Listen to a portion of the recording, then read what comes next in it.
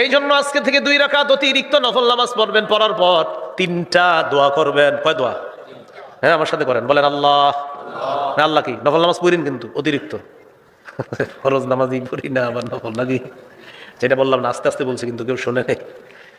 মানে সব ঠিক রেখে অতিরিক্ত 2 রাকাত নফল পড়বেন। পড়ার পর 1 নাম্বার দোয়া করবেন, বলেন আল্লাহ। জোরে বলেন। কিয়ামতের আগে বাংলাদেশে আর কখনো কোন নারী প্রধান যেন না হয়। নারী প্রধান যেন না হয়। কি প্রধান যেন না হয়? নারী প্রধান। এবার আপনারা আমারে জিজ্ঞাসা করেন কেন? জোরে জিজ্ঞাসা করেন, আরো জোরে। নবীজি জবাব দেয়, ক্বালা রাসূলুল্লাহ সাল্লাল্লাহু আলাইহি ওয়াসাল্লাম লা ইউফলিহা কওমুন ওয়াল্লাউ আমরাহুম ইমরাআতান। বুখারীর বর্ণনা, আল্লাহ নবী বলেন, ওই জাতি কিছুতেই সফল হবে না যেই জাতি তাদের নেতৃত্বে কোন নারীকে প্রধান বানায় দেয়। এই জাতি কখনোই সফল হবে না। আমি আপনি বুঝি আর না বুঝি এখনো যদি মাথায় রাখি যে আমাদের কোন প্রধান কোন নারী হবে, আল্লাহর কসম কোটি কোটি পৃষ্ঠার মধ্যে লিখে রাখেন, কখনোই আমরা সফল হব না। আমার নবীর কথা একদম সত্যি কথা। এটা হলো 1 নাম্বার দোয়া। 2 নাম্বার দোয়া, বলেন আল্লাহ।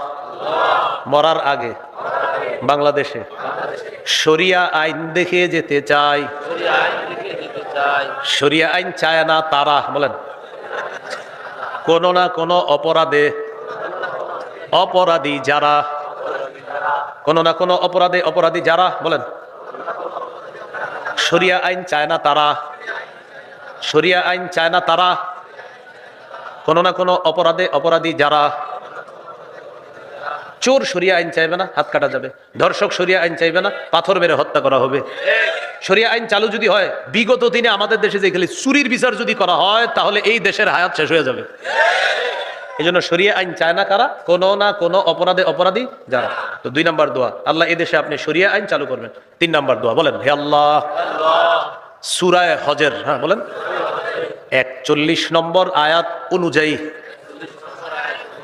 4 গুণ সম্পন্ন একজন শাসক বাংলাদেশের জন্য তৈরি করে দেন। এটা হলো 3 নম্বর দোয়া, বুঝছেননি? সূরা হজের 41 নম্বর আয়াতে আছে, আল্লাহ তাআলা বলেন, আল্লাযীনা ইম্মাক্কান্নাহুম ফিল আরদি আকামুস সালাহ ওয়া আতাউয যাকাহ ওয়া আমারু বিল মারুফি ওয়া নাহাউ আনিল মুনকার। আল্লাহ তাআলা বলেন, যাদেরকে আমি রাষ্ট্র ক্ষমতায় বসাই তাদের মৌলিক কাজ হবে 4টা। কয়টা? আরো জোরে। 1 নাম্বার নামাজ কায়েম করা, 2 নাম্বার যাকাতের বিধান চালু করা, 3 নাম্বার সৎ কাজের আদেশ করা, 4 নাম্বার অসৎ কাজের নিষেধ করা।